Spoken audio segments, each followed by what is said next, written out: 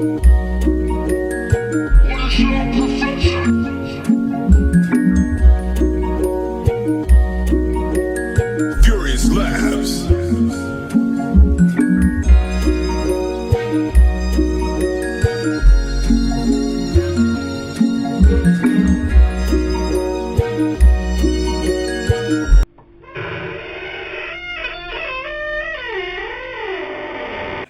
Welcome to the BaccPorch podcast. Appreciate y'all for tuning back in. You understand? We got a special guest. We got family in here today. You understand? I'm gonna introduce himself. We're gonna get this bad boy going. Go ahead, Unc. What's good, people? My name is Furious. Big nephew's Unc, as it were. Yep. Can't call him little because my way is huge. Born and raised in Cleveland. I've been in Okinawa, Japan for probably 23 years now. Yeah. I'm old, but it's okay. Keep it alive. Yeah. Facts. Yeah. Facts. I got shoes older than you, yo. Just kidding. But at the end of the day, man, I came out here and I basically fell in love with the place, because anybody that's ever had the opportunity to come to Okinawa, Japan, they'll probably agree with me on what I'm about to say about this really, really lovely spot. The people, the environment, and the lifestyle are the big three for me. And then the final thing for me is also energy, because I'm a very spiritual and energetic individual. I believe that, the universe guides us and pushes us in certain places so we can experience and understand and be enlightened about the situation that you're in. And it will provide you a little bit of clarity on what you need to do next. So this is one of those places that definitely does that for me personally. I can't speak for anybody else because I'm not walking in their shoes, but at the end of the day, when people ask me why, that's why. Okay. Right. So why Okinawa over mainland Japan? Oh, again, goes back to the energy, bro. The people are different between the two because Oh, she already big nodded. there's like a cavern difference between a mainland Japanese person and an Okinawan, to the point where I've had like these really interesting discussions with Okinawans where they'll call themselves Japanese, and I give them that little like, huh? Do you have people that are, no kidding, from mainland Japan? And when they say no, then I say, look, you guys were conquered by the mainland. That doesn't make you Japanese. Yeah, nationally, they're more closer to China. Oh yeah, ethnically and everything. Ethnically, they're more Chinese. The culture here, like you look at the housing style, Yep. Shuri Castle. Yep. I have a friend from mainland.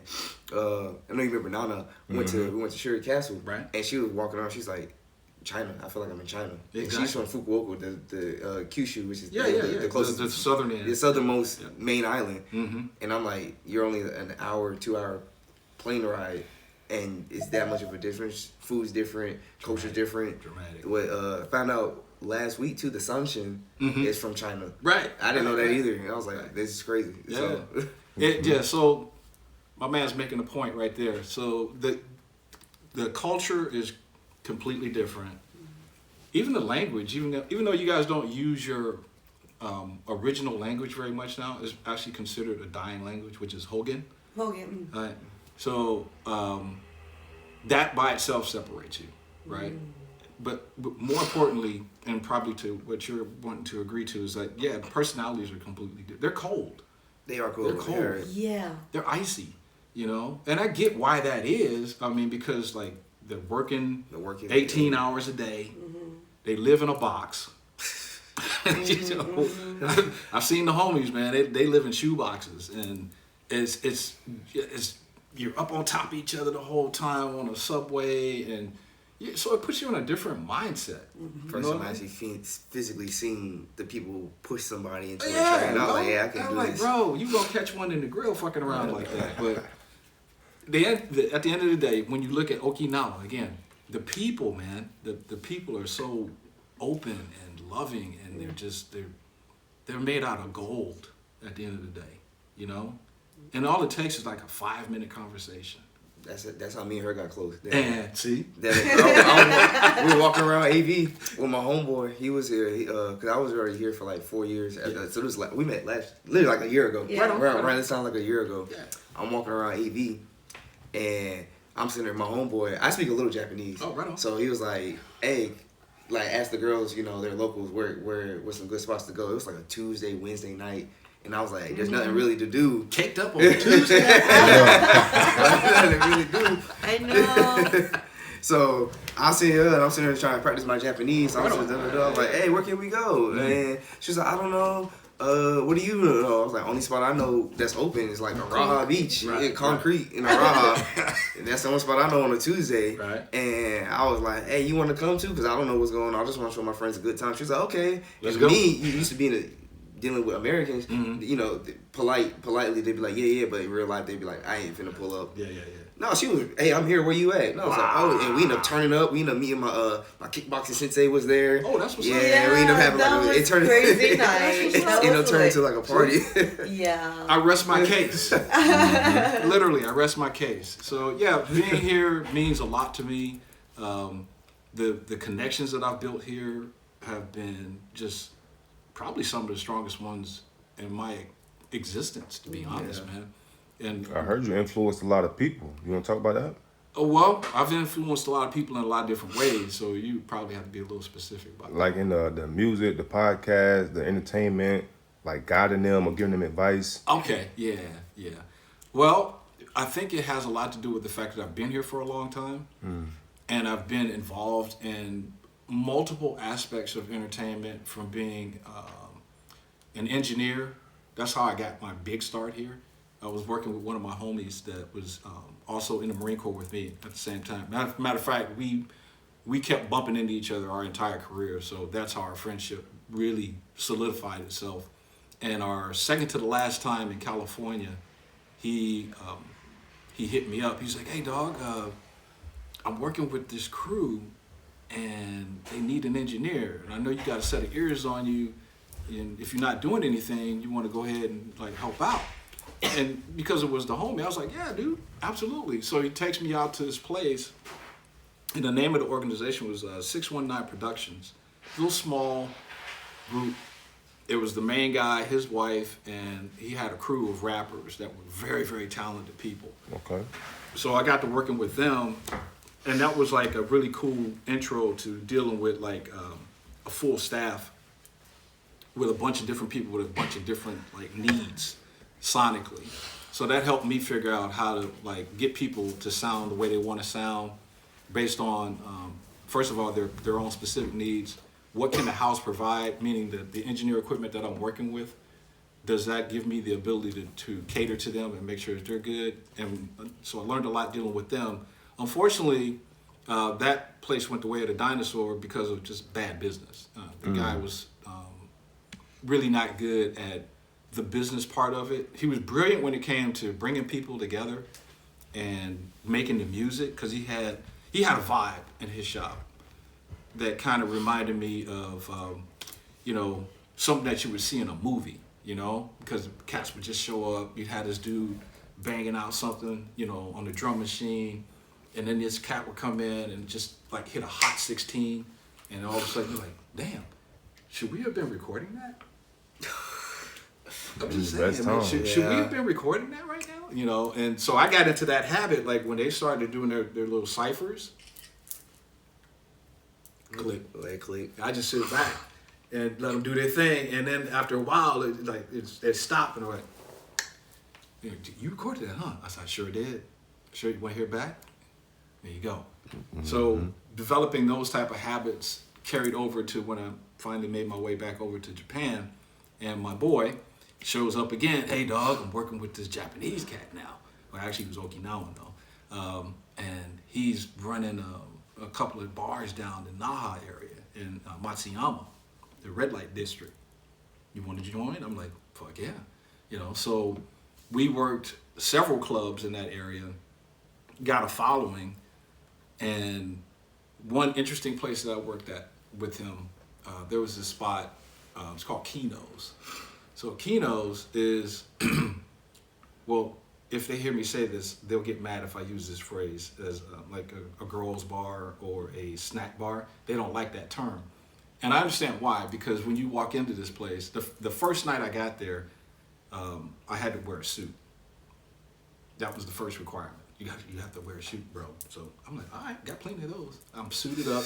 Too easy. Going down this stairwell, you know, and I'm looking, and as I'm following the stairwell, I see this hallway, and it has a rail that's attached to the wall, and there's cell phones stacked up all the way down. And then there's the maitre d' section, and then there's a door to the right. There's another door at access point, which is for all the hired help have to go through that door. So the main door is like here, hired help door here, maitre d', cell phones. So I get pulled into the help door because I'm not a customer.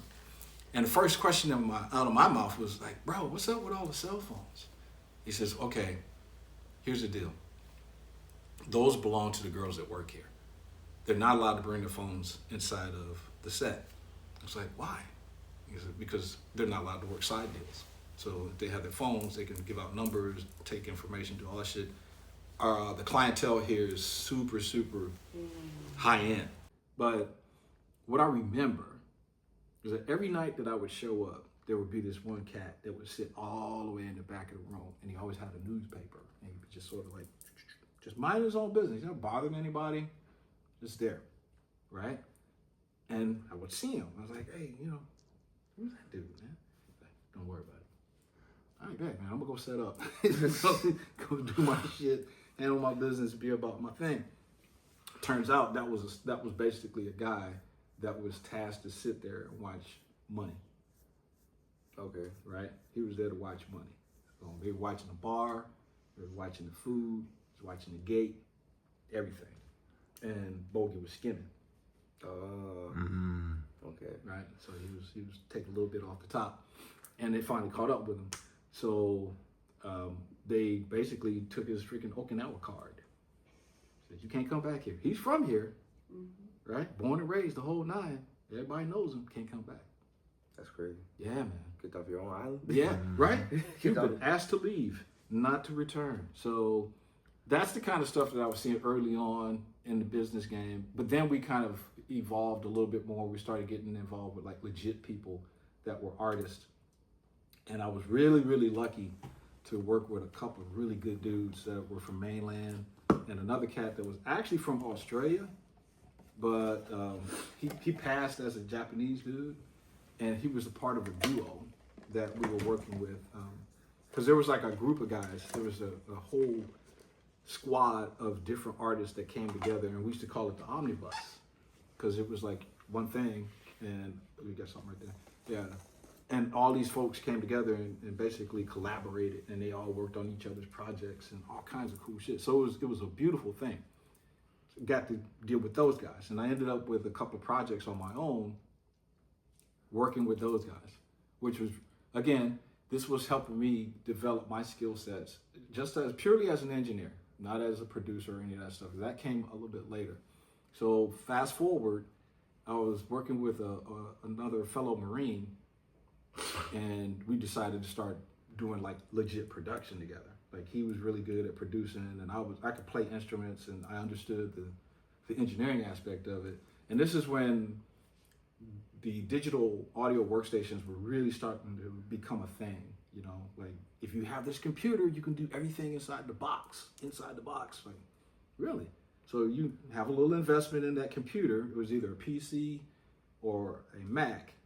And you had two different arguments about that. Well, I like PCs because I can funk it out and do all kinds of cool shit.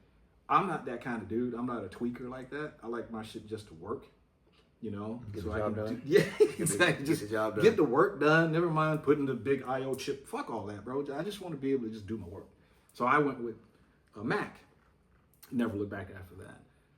But dealing with this cat, man, we got our first gig again from a friend that I used to work with.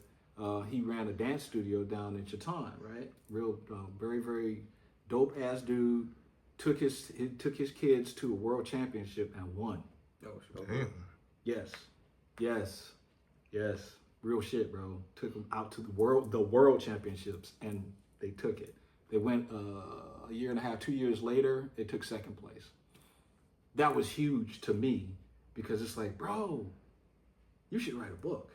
And he's looking at me, no, man, I'm not interested in that. But I've watched you work with kids. You have 5, 6, 7-year-olds out dancing grown-ass people. And it's not because they just have this amazing talent going on. It's because of you.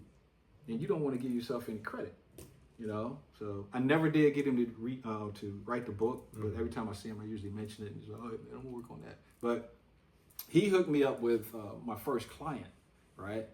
And it was a young kid that was out here with his mom. His mom was a lawyer working out in town, and she was the first and only African-American female Bengoshi, which is Japanese for lawyer. So her son, who was an up-and-coming rapper, was trying to put together his first project. So G, my man that I was working with, we got tapped on the shoulder for it. Like, hey, can you put together a couple of tracks for us for a new project? I'm like, yeah, we'll go ahead and do that.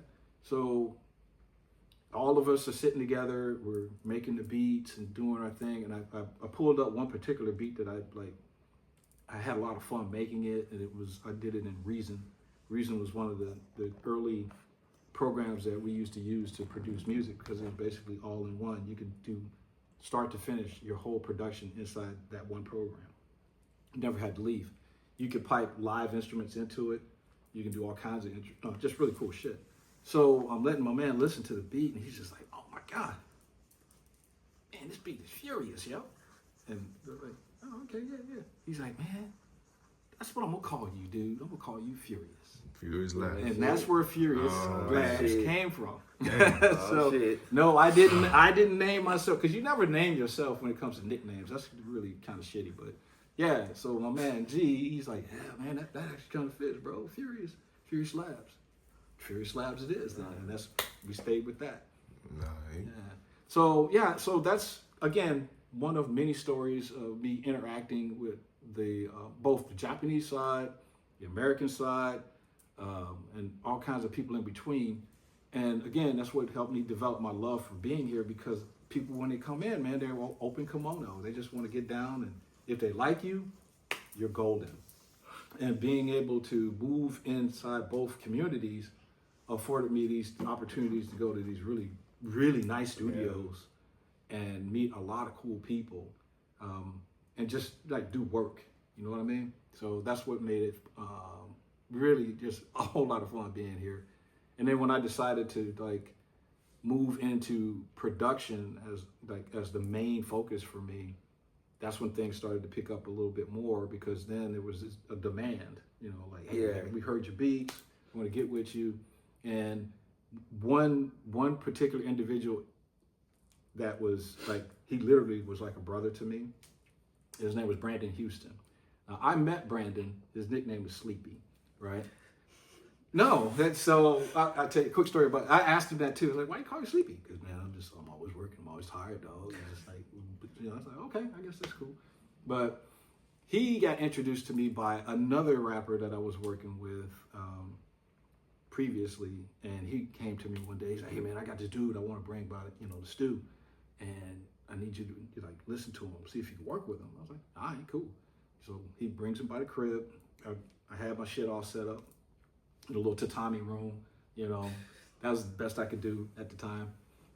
And he brought the brother over, and we dapped up. He was a Navy cat.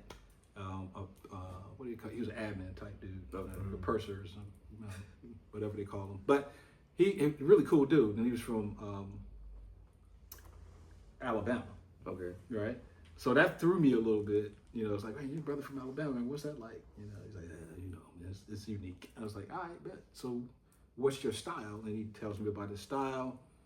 You know, he's trying to get down with, you know, a very, very down south feel, you know. In Japan? No, he already established it before. Okay. But he was trying to like introduce it to Okinawa, you know. Because you had like a myriad of different styles here at the time, but none of them were really like grabbing traction, you know. Because the way the Okinawans see it is like, you're only famous if they know about you beforehand. right? And they got to hear about it from somebody else. Like you can develop a style here, but because it's homegrown, they won't necessarily take it seriously. But if it's somebody that like MCCS brings out here as a show, then it's like, oh, that's good. You know, then they're all over it. But if it's a local, the locals don't get a lot of love, which is sad because that's, you know, you got to be good with your hometown crew. And that's always a big deal because that's the people that prop you up and get your name out there because they're putting you on their phones, they're putting you on their, you know, their They're the ones sites. promoting you without Asking for right. That's your credibility too. All day, you know, and that's one thing that can kill a career before it even gets started. So my man Sleep, he's coming in, and he's dropping rhymes over some beats, and I'm like, yeah, this dude's nice. He got a really cool voice. It's very unique. His delivery was something I hadn't heard, and I'd already heard many different deliveries, like on the Japanese side, American side, you name it, and it was cool. But his had like a very, very distinct tone. For one, he wasn't a fast rapper. He was a mid to moderate level when it came to cadence. So he flowed with it. He flowed, exactly. So you heard every word. He enunciated. He had diction. He had pitch. He had tone. He had all those cool things that when you're listening to something, it just sort of pulls you in. You feel me? And that's what was really cool about him. But he was just getting started. So, and at the same sense, I was too on that side of the fence with the production work. And so we started working together. And we had one day, and this is what made me kind of infamous in the recording areas. He came by the crib one day. He said he had a rhyme ready to go. It's like, hey man, I want to get on this beat, ready to do my thing. You ready? Go ahead and hit record. And I hit record, and he's like, all right, second take. All right, third take. And it kept, by the time I got to the fifth take, I was starting to get heated. I was like, bro, get the fuck out. He's like, what? I said, no, dead ass, bro. You don't know your poem, so get the fuck out. But no, this ain't personal. Time. Oh yeah. Time. Remember, I'm a stickler about my time, man. Once I give it away, I can't get it back. I want you to go back home, practice your shit, come back tomorrow, bro. Real talk. Just come on back tomorrow. And that hurt his feelings. I mean, I had people coming back to me talking about, yo, Furious, you threw Sleepy out the fucking crib, dog? I was like, yeah, man, because the nigga was not ready. And I ain't got time for that. I could be laying up on my girl right now. But instead, I'm doing a recording for you. So, yeah, you ain't getting it right, you got to go. Fair.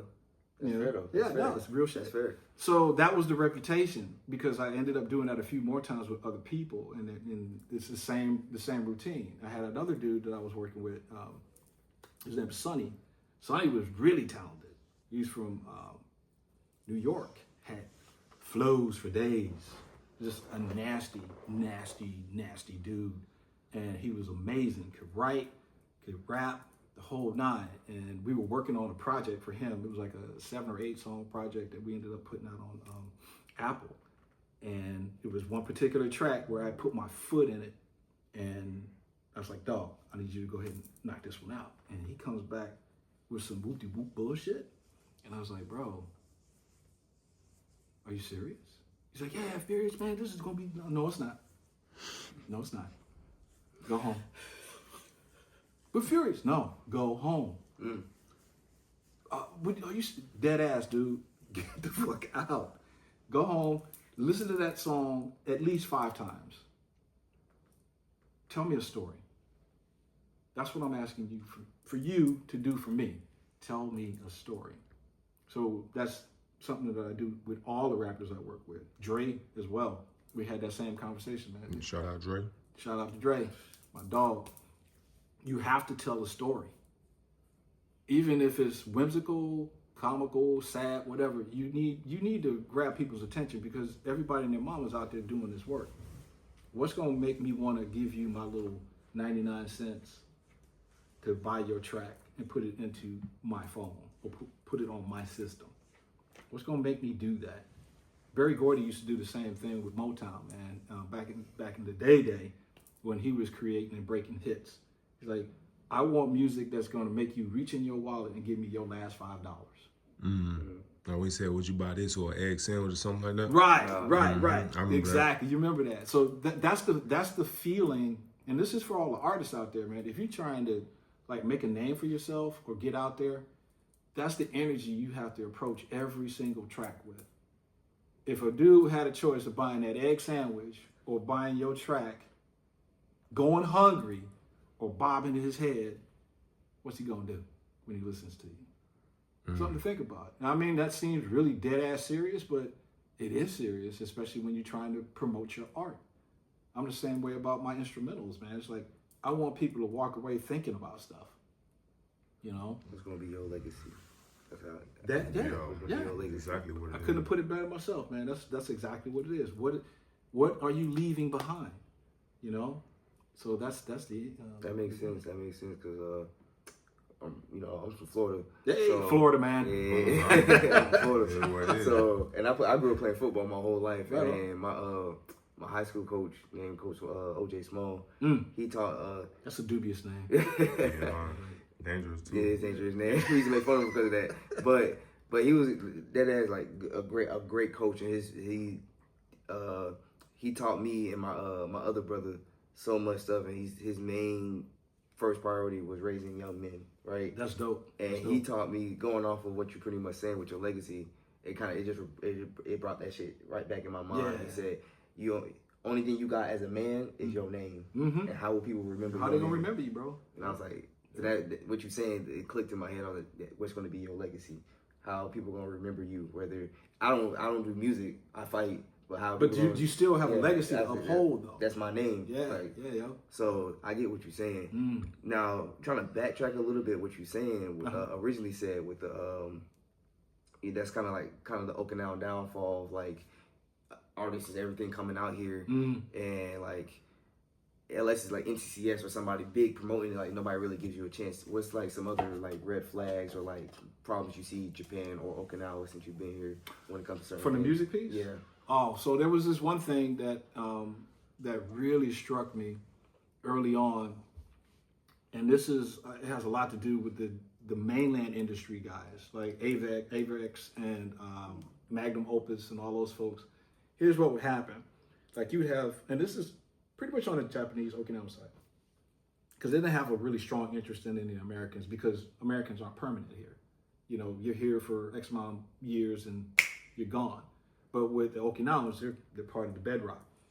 If you were a successful artist in Okinawa, somebody, a representative, an A&R, artist and repertoire type, would show up and be like, hey, how would you like to come work for Company A in mainland Japan? And you know, as a new artist, you're like, what? I can work in mainland? Fuck yeah, where do I sign? Sign on the dotted line, pack your shit, you're moving to mainland, you're gonna live in a box, no problem. So that kept happening. So here's what happens here when that continues. You start losing your local talent. All your local talent is like flying off to go do work over in mainland, and they don't come back because you're on a contract now. You're on a contract. You're working over there, and that's what it is. So that leaves this big giant hole in our local entertainment. So, and we don't have a factory. We're not like churning out artists over artists over artists. We just don't. We can't because talent has to develop over time, and that's where that was very disheartening for me because I felt like, man, you can't keep your talent here, so nobody's gonna really know what to listen for. That makes sense. You know what I mean? They're not gonna know what sounds good unless it gets piped into them, and that reiterates my point about like if a local type hears something, they don't really know it's good until somebody tells them it's good. And please understand, I'm not saying you don't have taste or you don't have the capability to discern something is good or not or make comparisons, but we do, as human beings, have a natural tendency to rely on other people's inputs and opinions to make a conscious decision. So it's stronger over here. Yeah, it's very prevalent and it's sad because you're not giving people what they really deserve from an entertainment aspect. Shout out to Freeze over at MCCS. My man has been bringing some heat up in this piece, and I've known him for a long time too. He's another brother you should probably interview if you ever get time with him. What's his name? Well, I'll get you offline on that. All right, But, say less. Yeah. So, but yeah, the bottom line though to that portion of the discussion is that because we had these gaping holes that would appear, it started to erode the musical aspect of what was going on here. So Mainland get all the credit. Mainland was getting all the Open credit, hours getting all the cake, and But also since I've been here, like one thing I learned, especially being in Okinawa, people from Okinawa, they are proud. I am Okinawan, so like, like also like famous rappers, so like A-Witch, OZ World. I know A-Witch. I shot a video at her crib. I met A-Witch a couple times. Past life. What about Naomi Amuro? How you say it? Naomi Amuro? Amuro. Yeah, Amuro-san. Yeah. She's another popular one. But she's been in the game for just like A-Witch. A-Witch started back in the 90s, bro. Yeah. Yeah? It took her a hot minute to get traction. I remember because her husband was military. She went back to the States, and he died. That's why he came. That's when he came back, and that's when she started. That's when she started taking off. I think the same thing happened with Naomi. Adamo, how you say her name? Amoda. Yeah. I think the same thing happened with her. Yeah. Because so I worked with her on a couple of tracks with Sleepy and her were on a track together with another dude named Wiz. That was another prolific rapper, Air Force cat, that could just, like, whenever I would hear him and I'm mixing, I heard Jay-Z. Okay. Tonally. He had the same kind of delivery and tone as Jay-Z, right? I don't from like New York? No, I don't know where Wiz is from. I think he was from the East Coast somewhere. Maybe D.C. or something like that. Okay. Not sure. But I know that motherfucker could rap. And he still does to this day. But A-Witch got to work with them, and that's when I realized she was really talented too, because that girl could spit. Oh my goodness. Ooh, man. She get down to the butcher shop. Bruh. Nice and nice. Yeah. She nice with it. She nice. Yeah. Shout out to A-Witch. Yeah, she's nice with it, bro. And so the thing about that, how she ended up like catching that catapult, it was all about who she was putting herself with. So there was a company, I think it's Simba Entertainment, got a hold of her and started promoting her the right way and platformed her all the way over to mainland. When she got to mainland, over with. Gasoline draws, just caught fire, So that's my point. It's like, we don't really have that here. We don't have that cadre of energetic people that know how to do a lot of different things and can help promote within, right? That's where we fail. And I feel like that's something that if I had my way, if I could be like king for a day in the entertainment world, I would put something together like a conglomerate where one-stop shop, right? You're an artist. You show up, we help you develop, we make your music videos, we write your songs, we do all of that stuff for you. Obviously, we're getting some of it too. We're getting a piece, but we're not up here trying to kill people. But the idea is to develop this pool of people and entertainers that do all these cool things and continue to keep shining the light on this beautiful island here. Because that's really what it's all about, right? You want to make sure that everybody shines at the end of the day, And I think that would be really cool. Because it's not like we don't have the facilities. There are some badass studios out here, like multi-million-dollar studios. And I've been in a couple of them. And it's like awe-inspiring when you walk in like, damn, I'm ready to make a hit up in this piece. Let's go. Right now. Let's go. So it's not from a lack of, resources. It's a lack of people that just really want to try to do their best at what they do and work on their craft, So that's real. That's all I got to say about that. All right. Well, hey, we don't want to take too much of your time. I know you got to get out of here. What's in closing, you know what I'm saying? Go and let people know where they can find you at. Give me your Instagram, your Spotify, YouTube. I'll make it real easy for you. Pull up Google. Type in FuriousLabs Productions. Done. Too easy. Said Google. Just pull me up I'm on Google. And what's one project or your most recent project that you're working on that you go check out? So, okay, I'll talk about like everybody else's projects. So we already talked about DeAndre Washington Oh my goodness, man. I'm so glad you introduced me to him. Real talk. My boy Dre. That boy Dre don't- is a, My boy Dre. he don't breathe. He he's don't a breathe. straight up He don't beast. breathe. When he rolling, he don't breathe. Yeah. I don't hear him take one breath. Yeah, man, he's a beast, and it's fun. I have not done actual production work with him yet, as in like recording him, because you know I'm real peculiar about my studio. At the end of the day, I'm always like doing a whole bunch of other shit, and I really need to like space time for that. But I have been supporting him from the mixing side and the mastering side. Okay. Because that's where I go in and sprinkle my special sauce on the track and turn it into something that's worth gold to him. And that's been the relationship with us for the last few months now. But yeah, he hits me up periodically. Hey, when we gonna go ahead and do some stuff in the studio? That sounds just like him. Because he came by. He actually came by the spot one time. And just, I'm really trying to be up in here. So, let's go. Like, soon, Padawan. Soon. Don't worry about it. So working with him, I've got some stuff that I've been dealing with one of my homies over in England on my jazz side, and that's been really cool. And that's Clive Newlands, better known as the Phantom Man. You can look him up on Spotify. He's actually really, really dope. And funny story about that too, if you don't mind, how we met. So we're knee deep in COVID, right? Everybody's like locked the fuck down. So I'm spending a lot of time in the lab, right? I'm just banging shit out and listening to stuff and just having a good old time because I ain't got to go to work, you know? Yeah. So, and I'm on my SoundCloud account and I'm scrolling through other people's stuff and I come across this one site, The Phantom Man.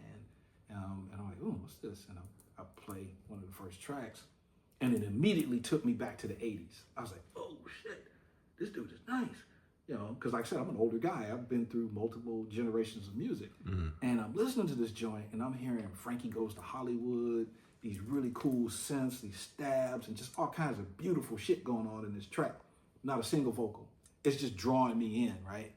And, I'm going to give props where props is due. So I go in and I type a little note. Man, this made me think about Frankie Goes to Hollywood. This is fire. And give him the fire emojis. Good to go. Gone. Next day. Hey, mate. Like, yeah, what's good? I was checking out your stuff as well. You fancy a collab? I'm like, okay, what's your idea of a collab? Because I've gone through multiple collaborations where they were just ass and you never wanted to deal with it again. So I always have my armor up. So tell me what your idea of a collab is and then I'll think about it. He says, well, I like your style. I want to adapt some of that more to what I do as a pure jazz musician. Because when I say pure as the driven snow, right? Just beautiful music. He's a concert level pianist and he does a whole bunch of other different things musically as well. So I'm listening to his style and I'm trying to think, how do I shoehorn my weird ass shit into what he does? Because if somebody asked me what my style is, I couldn't tell you. I really couldn't. Now, it's hard to quantify or describe my music. If you listen to like a bunch of my stuff, you'll hear a theme. Like most of my shit is laid back, driving on the highway with the sunroof down type music, where it like puts you in a space. You're just chilling. Chilling. It puts you into a mental space when you listen to my work. And that's on pretty much everything that I've done. But that's weird. So it's like, how do you mold that into somebody else's work or vice versa? And I said, okay, well, we could try it. So how about this? We had to figure out a means of how we were going to communicate musically because he's over in England. I'm here in the middle of the Pacific. DAS to the rescue. So we speak the same language, which is basically MIDI, and that's musical information in a digital form. So you can take any instrument, right? Put it in the MIDI format, and because it's not a big file, you can send it to the person, and then they'll pull it into their system, and depending on what... Now, the thing that could get troublesome is if they don't have a really good repertoire of instruments, right? Let's say piano, for example. He has a piano that has 127 spaces for sound. And that's a bank. That's considered a bank. And he may have 5 banks. which means he's not limited. He's only got so much. I have millions. Okay. I have literally millions of sounds and instruments that I can play with that are that live inside my DAW. So I said, okay, here's how this would work. You play your thematic work, you send it to me in MIDI, and then I will use my imagination and I will apply what I think it should sound like, right? So we both become creative, and if something doesn't work, we can always start from scratch. Worked like a charm. Okay. Worked like a charm. So he would send me shit. He would give me the tempo and the key, because I need that. And then I would go, okay, let me lay it out in my head, and then I'm gonna lay it out in the DAW and see what it sounds like. And then I'm just gonna keep flipping things in and out. Like, he may tell me, hey, this is a grand piano, but what kind of grand piano? Because I got like 20 of them. Because it's millions of sounds. Yeah. So the acoustics is what drives that decision making. So I started like digging into the bag and coming out with these really unique sounds, and that's how our first album came out. Okay. Right? And he fell in love with that way of working. We've done 4 albums now. Oh, shit. Okay. So yeah, since COVID, we've done 4 albums. You know, so that's the other thing that I do appreciate about the way we move and how we communicate today. Like, I mean, SoundCloud of all places, I end up meeting a really cool dude. We've never physically met each other. We do lives and FaceTime all the time, but we've never sat down and broke bread or had a drink together. But I feel like he's one of my best friends. You know, and it's that creativity that brings all of that stuff forward and makes you like, you know, it gets you in a mind frame where you want to just keep creating and keep doing shit. You know, and I've been really, really fortunate. And I could thank the universe for that, because I've had a lot of cool people put into my path that have allowed me to, one, express myself, and also help them express themselves. And if you want to call it wisdom, because I've been around for a couple of days. It's wisdom. Yeah, whatever, man. But I've shared what I've gone through with them, and they get their information from that, and they apply it. And they try to, you know, better themselves or improve a scenario or a situation. And I feel like that's what you're supposed to be doing anyway. You know, at the end of the day, yeah, we're all individuals. We all are walking our own path, but we could do it together. You know, I'm not a fighter, but I know how to fight.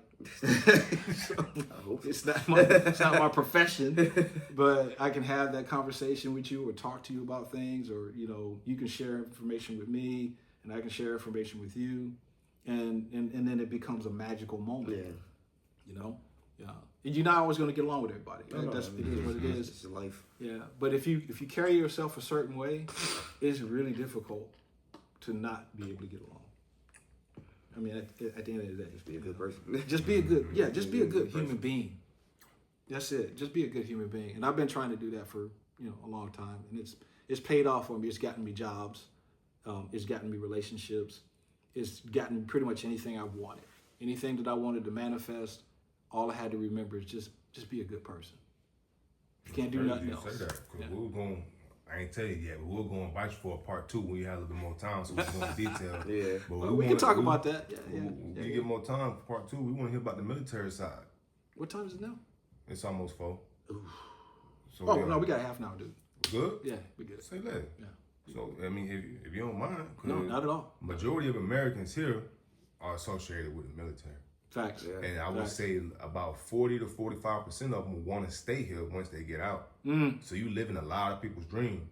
So what are your experiences? And after you tell your experiences, what advice would you give to them to be able to stay out To here? be able to stay here? Military? Well, as we all know, it can be difficult. I mean, there's obviously, I would call the big 3.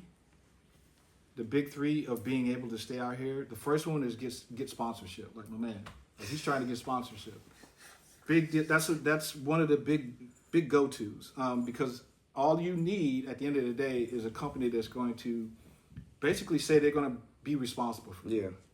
Yeah. At the end of the day, say we're going to make sure you're good to go, keep your nose clean, don't do no weird shit, and then we'll sponsor you, we'll help you get on your feet, help you get your your Gaijin card, which is basically a registered alien card that they utilize out here to Green card identify. equivalent for the people that don't know. Green card equivalent. Facts, that's a doable thing, because not only like in sports, but there's also big business. You can get sponsored by businesses. You can get sponsored by churches. Sponsored by people. People. We'll get into the people piece in a second, because there's obviously, that's one of the big ones, and that's marriage. For those guys that come out here and fall in love with these beautiful Okinawan women, which it does happen. It absolutely Beautiful happens. women, and the women are women. And they are very feminine. Yeah. I love it. They bad in the motherfucker. Yeah, But, it is. so long story short on that one. We don't want to reel off on that. But so marriage obviously is one of the other ones. But be careful about that though. And I'm gonna say this, because the big difference in a relationship when two foreigners get together, the biggest problem is communication. No shit. I don't care how much you in love with each other. You never nodding the fuck out of her head. Yeah, we got an audience member out here in the back going like, for sure. Mm-hmm. But it's real. It's real because communication. Where you're from, I'm from Cleveland, Ohio. I grew up in the land of the heartless, and I've learned how to communicate fairly well. I mean, I can get my point across without like getting too crazy about it, but I can't expect that from my spouse because my spouse is Okinawan, and she came up a different way. So that was one of the things we had a conversation about before we even thought about like jumping the brooms. Like, look, you do understand communication is going to be the thing that either makes it or breaks it. And we have to think about it all the time. We can't pause. We can't put the tape on pause on that. If you got something on your mind, figure it out and let me know about it. And then I'll get back and tell you how I feel about it. And then we'll try to figure out a happy medium. But we can't go through a relationship without being able to have a conversation that makes sense to both of us. And because Okinawan and Japanese language is completely different from the English language. Way different. One is a left brain language and the other one is a right brain language. What does that mean? So on the left side of your brain, that's all pure logic. Guess what language that is? English. On the right side is pure emotion. That's all Japanese. Yeah. If you listen to or look at how a Japanese sentence is structured, there's a lot of information that's left out because it's perceived that you already understand it. Yeah. You already know it. So on the opposite side of that, English, you got a noun, a verb, an adjective, a dangling participle, all kinds of shit going on in that language. We're very direct. If I said this, so this is what I mean. Yeah. So that's the thing. So be weary of that if that's an option that you want to use to try to kick it over here. Not a bad option, by the way. But you just have to understand language is going to be that one thing that you're either going to be like, I love you or I hate you. The other alternatives, again, are sort of like a hybrid mixture of the first one, where you just find people, like-minded business people that want to get, do business with you. Understanding that as an American, you can't really own shit here. No. But you can have like guarantors or sponsors that will put their name on a deed or on a business document to allow you to function as, the puppet master behind the game. And that's how most of the bars are set up. Yeah, exactly. Most of these are like, they're foreign nationals that come in and do their thing, and they have partners that go in and put their necks out there to make sure that you're capable of being able to run your business. Everybody left me. I'm just gonna be up in here rambling now. Did you want to ask me a question? You got a question for me? Yeah, go ahead. What? Ask him a question. Like what? Anything. Whatever you want to ask. This might be the last time you see me. Yeah, we got special Sierra, Miss Okinawa, backstage. Yeah, she's chilling. She big chilling, Miss Okinawa over here. First time on the podcast, so she being shy. Sitting on a block of ice. Yeah. Because she cool like that. Because we had a really good conversation before the show, right? Yeah. Anything else you want to talk about? Questions.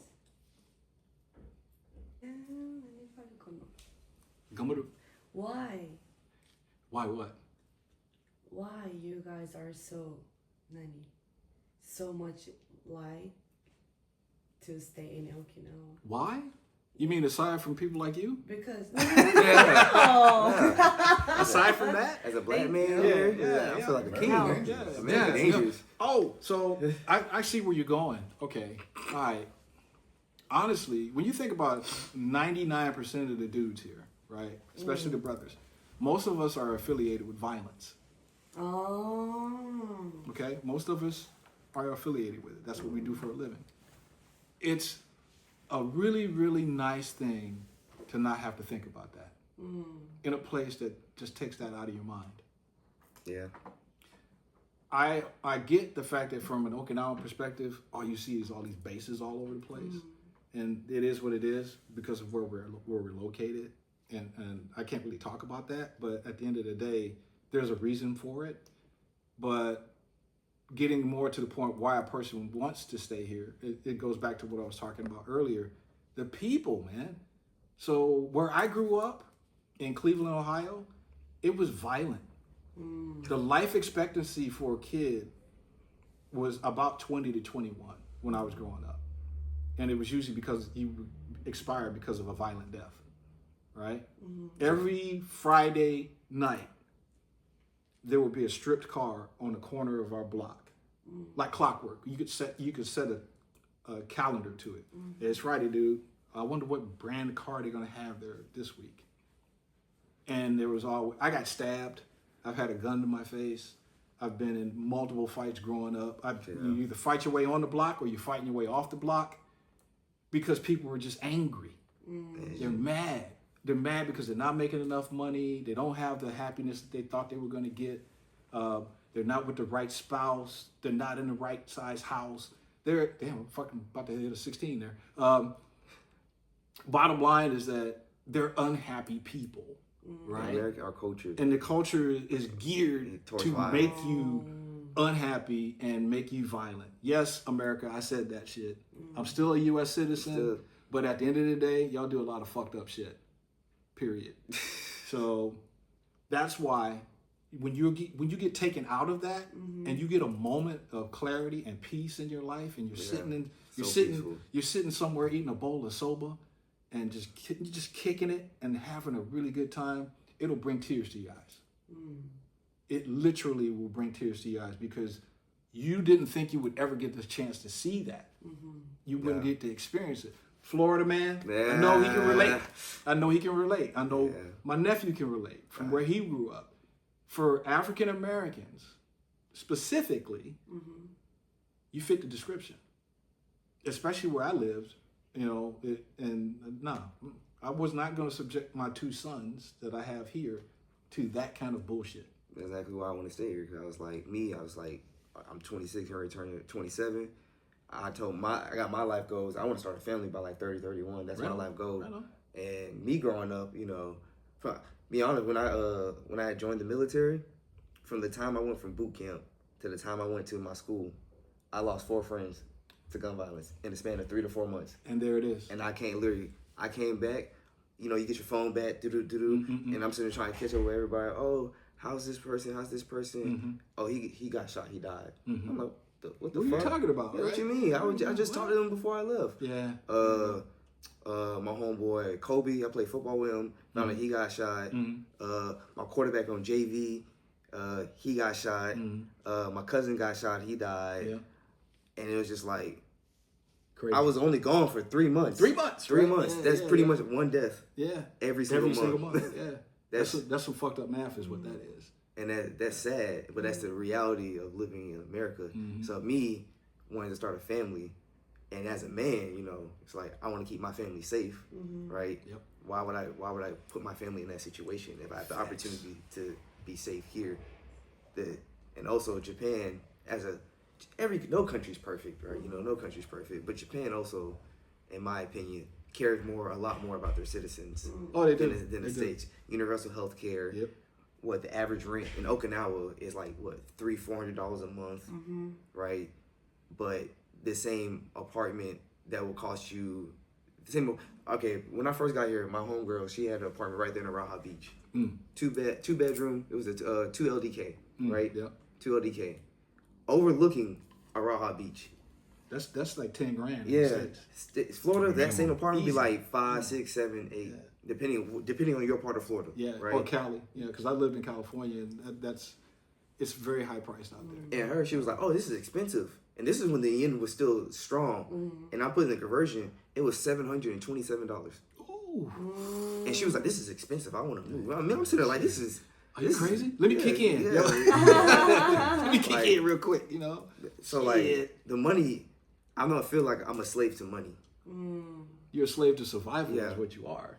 I don't want to sit there. And it's also common in the States to have 2, 3, 4 jobs just to pay your bills. Bills. Yeah. Never mind trying to go out. And Yeah, have trying to fun, go out. You know. I know it's like Japanese, y'all work because y'all enjoy to fucking work. Y'all legit love working. Y'all crazy about that, but y'all love working. Americans. No, I would disagree with that. It's like, it's not that they love working. They love the value of the money that they make when they work, so they go hang out and do their thing. Like Golden Week, Silver Week, Golden Week, all them Golden shits, Week, the big vacation times.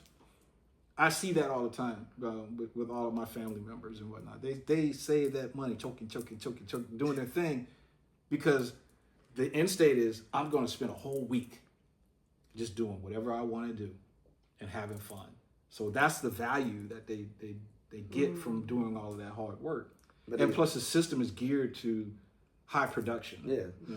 But what I'm getting at with that though is like they get to actually enjoy their money. Yeah, facts. States, I'm working because when I was in college, I paid for everything by myself, right? Same here. And I was just working. I was not enjoying my life at all. I was legit just work, practice, class, sleep, work, practice every day for a whole year. I'm like, this is fucking horrible. Yeah, man. This is. Yeah.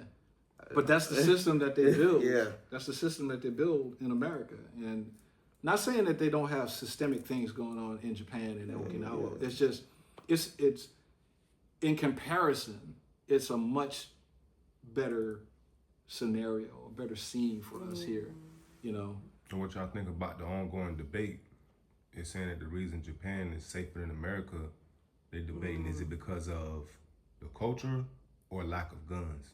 So it's two different sides. Okay, for my Second Amendment folks out there, I'm a Second Amendment person too. all day. But that is a huge contribution to the safety that occurs here.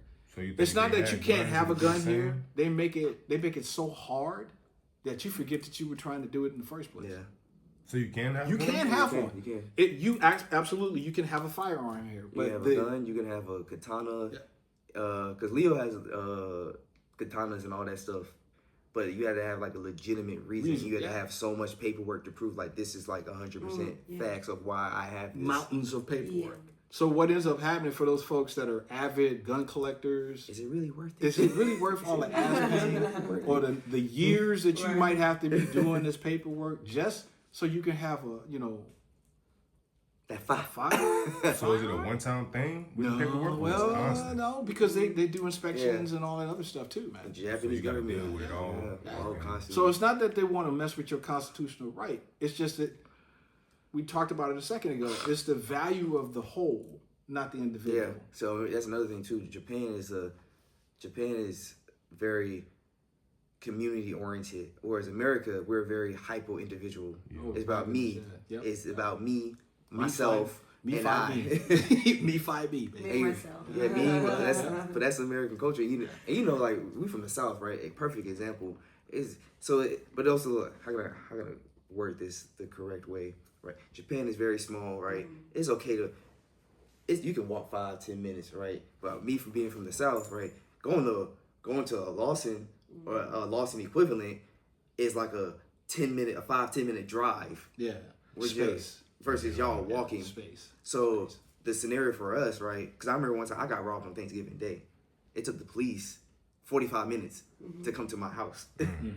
Now, granted, if I was home, right, and the man was probably armed, am I going to sit there and wait 45 minutes for the police to come, or am I going to sit there and protect myself? Yeah. So it's also one of those situations, like what benefits you. So what's your official answer? Like, do you think it's because of the culture that Japan is safer, or because of the lack of guns? You got to choose one it's side. both. It's both. You got to choose one side.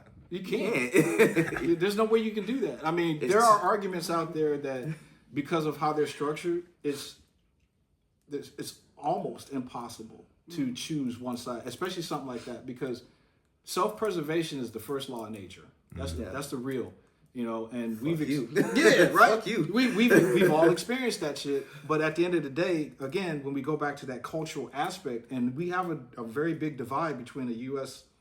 Culture versus a Japanese culture. That's what makes it very difficult to say, well, we're good because we don't have guns, or we make it very difficult for you to have guns. Because you can think about some of the places like Australia is another place that's real, very, very strict on firearms. And then we just start peeling out the math. How many deaths per capita with a handgun versus all of these different locations across the world? And you'll start to see a trend. As an analyst, because that's what I do for my day job, I literally sit up and I analyze information and extrapolate a cause, a root cause for it. That's what accessibility creates the problem. If you take the accessibility away, then you're going to get a lot of people like, what about my rights? And yes, that's part of the equation. But it's not just about you. It's about the 6-year-old that got shot in the head because somebody discharged a firearm out of a house. Or somebody drove by and was trying to hit Skeeter and ended up hitting Paul. Why? Because you had a beef. Again, that person didn't have the beef with you. But because you were armed and you were not necessarily capable, now somebody has to go explain to a whole bunch of people and a whole bunch of family members why that person is no longer here. So I get it. Second Amendment dude myself, you do have the right to bear arms and to protect yourself. But if I have the ability to put myself in an environment that I don't have to think about that kind of shit, as a grown-ass man with kids, I'm not going to worry about it. Because again, my dudes, they fit the description. My oldest looks like a freaking running back from Florida State with hair going out this way. And my 13-year-old looks like he just robbed a liquor store. You ain't got to do them like that. I do, because they mine. I created them motherfuckers. But, so they're half of them is me at the end of the day. So that's what it is. But with that thought process, if they're out walking the street somewhere, depending on where we live, whether it was North Carolina, Cleveland, Cali, Florida, I don't know if they're going to make it back one day. Facts. Yeah. That concerns me as a parent, as a dad.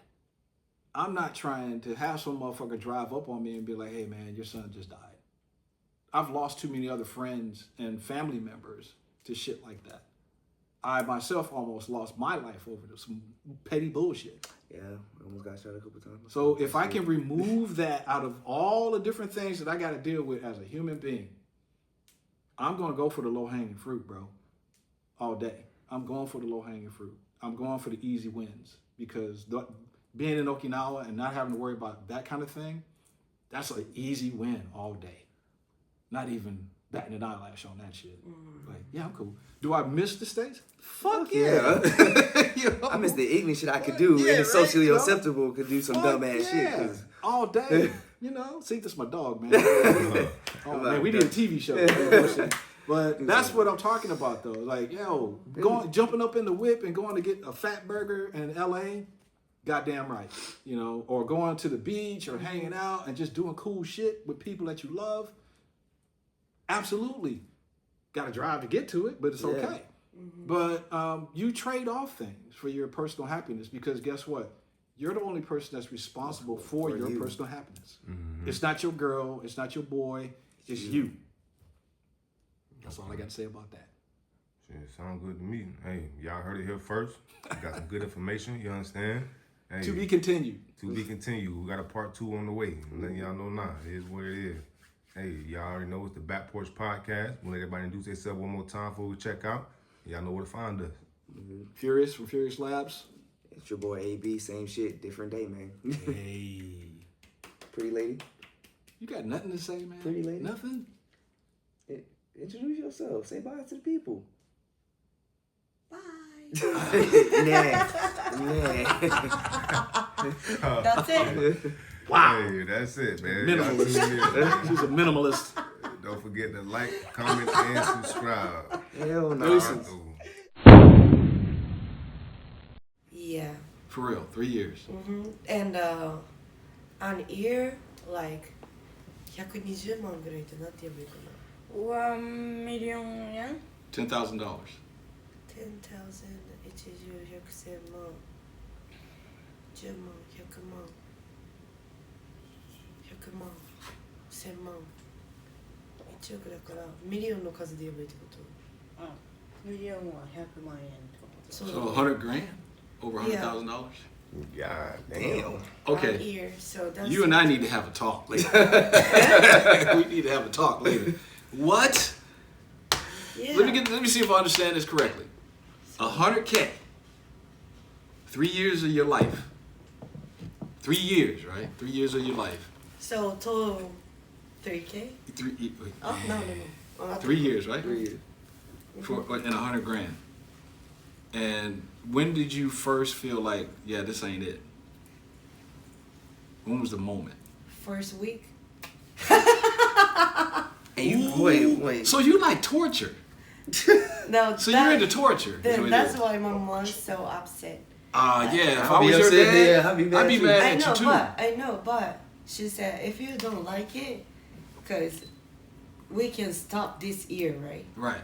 So she said, like, choose what you still want to go to school or quiet and whatever, like. Right. So your mom was trying to be super supportive, obviously. God bless her. God bless her. Yeah, she's always on my side. Yeah. I mean, I get it, but man, that's 3 years you could have invested into something else, money-wise, time. Because here's the thing, I don't trip about money because at the end of the day, the most important asset you own is your time. Because the moment you give that away, you can never get it back. Like if I give you 5 minutes of my time, there's no way I can get a redeposit of that. So I put more emphasis on that than I do money. Because money, you can make money. There's so many ways to do it nowadays. It ain't even, it's ridiculous. But wow. What was it specifically that made you like say, no, this wasn't it? I mean, there had to be something. I mean, you're going through the class, right? This is hair, and this is what you do with the hair, or this is a blush, and this is how you apply it, blah, blah, blah. What was it? Because I was, I was going to dance school and doing dance, and so I always braid my hair by myself. Check. Like cornrows, anything. Then. Did you do my hair? I'll do it. Okay. That's what's up. Yeah, but like in Japan, if I'm gonna like for someone cornrows, braid, and then money, right? Yeah. But I don't have any license. But in Japan, we need license. You have to have a license. Yeah. Yeah. That's serious shit. No license and I have license, like it's big different the price. So that's why I went to the hair school. But they're teaching only like cut, the other thing. Right. Like, traditional stuff. Yeah. I don't like it. Okay. No, I feel you on that. So- No, I got you. So I guess the real question is then, if you could go to a school that catered to the specific work that you wanted to do, would that be something that you'd want to get into? Something like that? Okay. Do they even have anything like that? Yeah. I make many friends. Okay. That's deep. Wow. Ooh-wee. So what do you? So what do you do now then? Now? Do you do any contracting work for hair or any of that stuff on the low? Yeah. 今何してるかなシェラって。I got nothing for you, bro. 何してるかな。自由に生きてる。めっちゃ痛いさ。何してるかな。何してるかな。You got the South, you model. Oh, Okay. right. So you got a few You got a few tricks in the bag then. Yeah. Bartender, famous bartender. So, You was Miss Okinawa, right? Yeah. Are you a bartender or a mixologist? Oh. You know the difference between the two?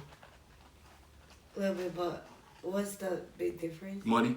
Oh. No, seriously. There is money involved, but so like I have a lot of friends that have either owned clubs or invested in clubs, and they would tell me about the difference between having a mixologist in the house as opposed to a bartender. Mixologists, they specialize in creating drinks from all kinds of different ingredients and different ideas. So it's very, very, I could say scientific because there's a lot of thought involved in it, and there is some technical aspects because you got to figure out what flavors work together as opposed to ones that don't. Then there's presentation, right?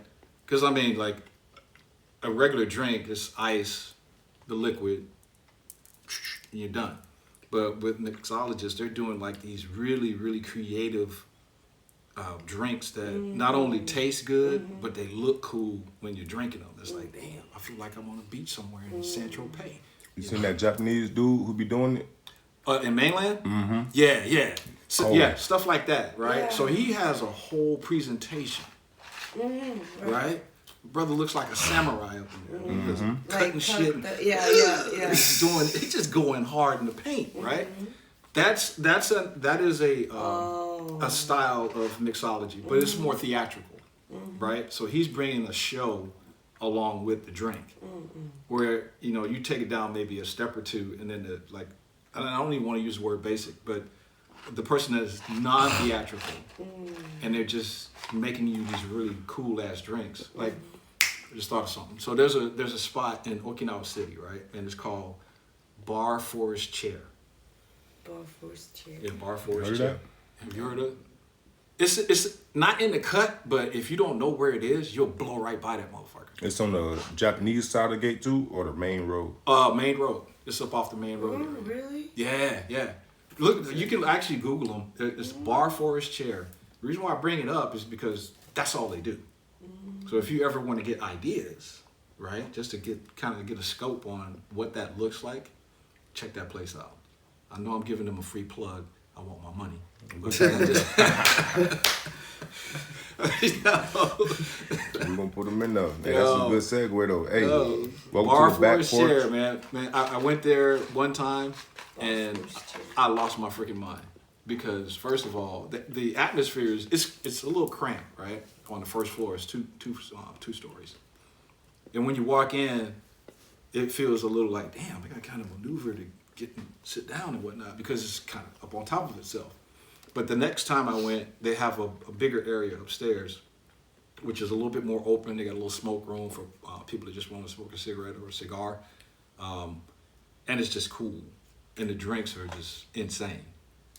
Like the first one out the gate was like, oh my God, what is this? And the guy broke it down for me. Says this, I was like, holy shit. Are you Googling it right now? Yeah, you see it? Yeah. Museum? Okinawa City. Definitely a cool spot. The one? Let me see it. Bar Forest Chair. Yep, that's the one right there. Yep. Where the hell is this at? It's like you'll be surprised when you see it, dude. It's in the most obvious part of Okinawa City. It just sits, boom. You're like, oh, that's what he was talking about. You know something? No. Wakanda. The shopping mall. Yeah, not too far from there. Oh, yeah. Yeah, it's like maybe 5 minutes from there. If that. You're in Misato. Yep. Misato. Yep. Facts. Smiley statue. Okay. My hometown. Really? You're from Misato? Yeah. Oh, okay. Right on. It's right there by 098. Yep. 098? Yeah, look at it right now. Mm-hmm. Dope spot, I'm man. gonna have to check it out tonight. Yeah. Hey, don't sleep. It's like a nighttime. It's a nice spot, bro. Okay. Like it could be the after joint or the pre joint, either one. And like I said, the drinks is Check it out. chef's kiss for real. All right. So that's what we want to talk about. Let's go. Let's get this bad boy going. Hey, welcome to I'm the surprised you BaccPorch. did that. I recorded it too.